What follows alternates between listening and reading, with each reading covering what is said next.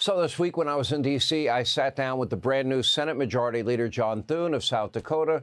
We talked about enacting President Trump's agenda, how he's different than Mitch McConnell, keeping Republicans unified, and much more. Take a look. Senate Majority Leader Thune, congratulations, by the way. Thanks, Sean. Great to be with you. You just swore in 2 more, so you're officially at 53? Right. Not too bad.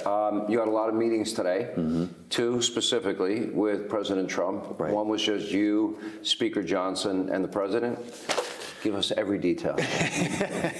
Well, we covered a lot of ground, and the president, obviously, now he's in charge, and it's a great feeling to have him back in the Oval Office and be able to work with somebody who shares the objectives, and we have a shared vision for where we want to go for the country. He wants to obviously renew American energy dominance. He wants to secure the border. He wants to rebuild our military. He wants to strengthen our economy, make sure that we don't have a $4.5 trillion tax increase at the end of the year.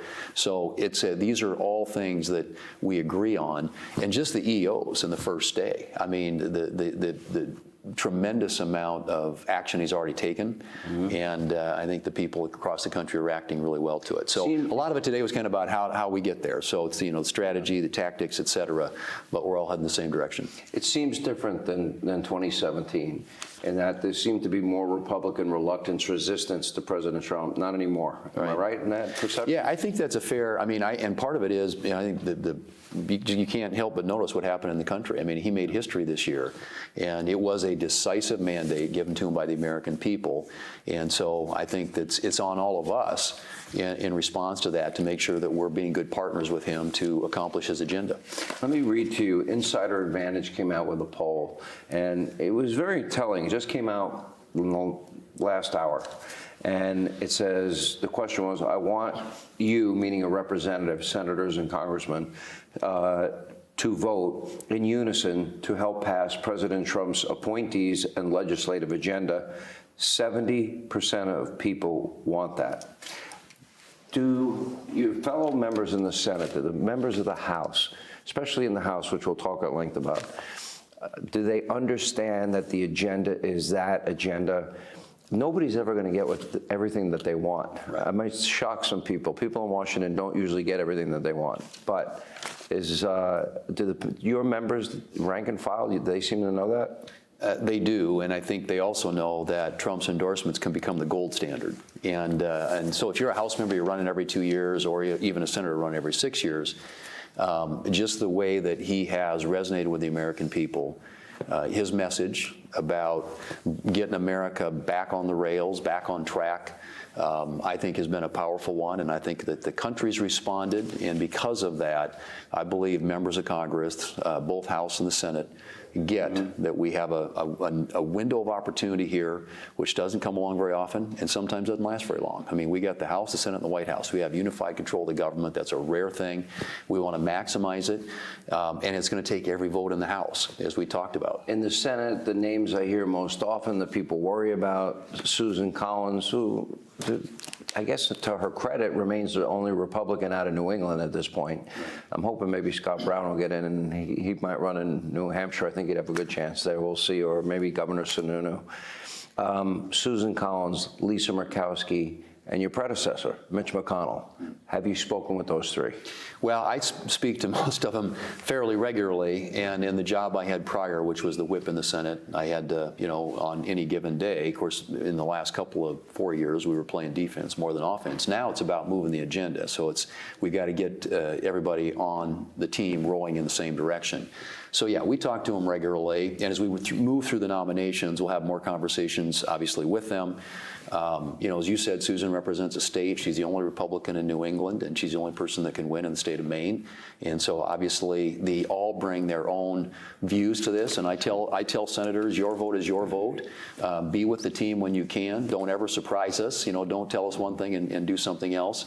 And so we try and make sure that as much as we can, we've got everybody pulling together. And I think right now there's more of an incentive than we've ever had before.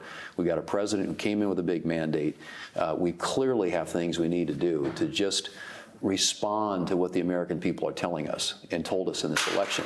And that is that they're tired of this left-leaning, progressive, when it comes to energy, when it comes to the economy, when it comes to cultural issues, this idea of, boys playing girls' sports. I think, 90% of the American public says that's just wrong. Yeah. And the Democrats seem to be clinging to some of those views. And I think that, so I don't think, no matter where you come from in the country, I think a lot of what President Trump campaigned on, a lot of that we want to accomplish, I think is going to be a winning issue.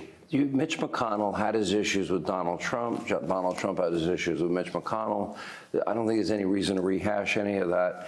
However, Mitch McConnell is in a very unique position in as much as he knows how hard your job is. Right. Because he seems to be a question mark, especially on some of these cabinet picks, and I want to go over those with you. Have you had the conversation, Mitch, I'm really going to need your help.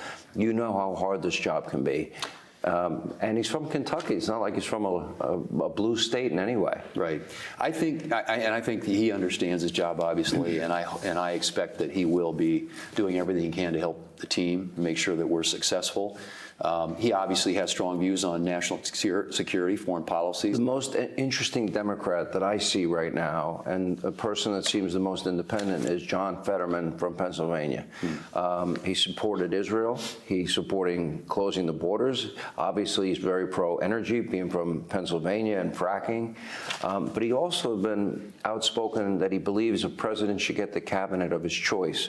Have you developed a relationship yet with him? Not as much as I should, and I need to. But we do have, I know members on our side who are talking to Senator Fetterman, and I've been impressed by, as you point out, many of the positions that he's taken. Because I have to confess, I was wrong about him on a lot of things. I was deep in the paint for Oz. Well, I think we all were, when he first got here, assuming he was going to be a sort of a far left progressive, and I think he surprised a lot of people with positions that some of which you mentioned. And we've got to find some of those Democrats, obviously, that we can work with. And I think that Democrats who are going to run 2 years from now, they're not up for re-election, are likely candidates, too, to maybe be supporters of at least some of President Trump's agenda. Because I think the American people, right now, they're on our side. I've been doing this for a while, and I've heard over the years that we want to limit the size and scope and influence of government in our lives, cut out waste, fraud, and abuse. This, to me, seems like well, you've heard about it a lot, too. Right. This seems to me to be an opportunity that maybe we will never get again in our lifetime. And President Trump has appointed Elon Musk. He's working outside the government to identify areas of waste, fraud, and abuse, including the elimination of departments. He believes he can cut $2 trillion out of spending. We have nearly $40 trillion in debt. Is that something you think is so transformative that Senate Republicans are willing? We give lip service to these things. Right. Limited government, greater freedom, eliminating waste, fraud, and abuse, right? Here's the opportunity.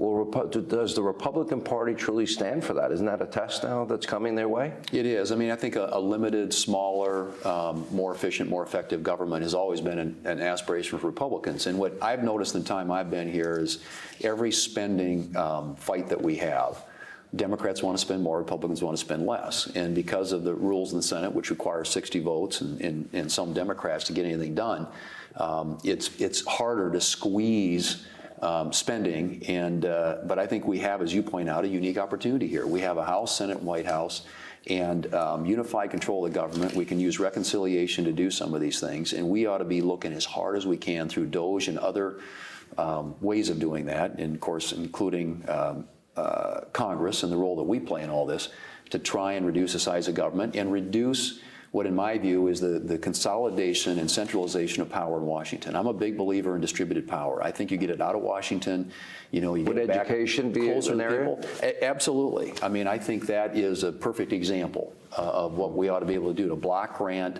a lot of that responsibility, decision-making back to state and local levels and get it back in the hands of the American people.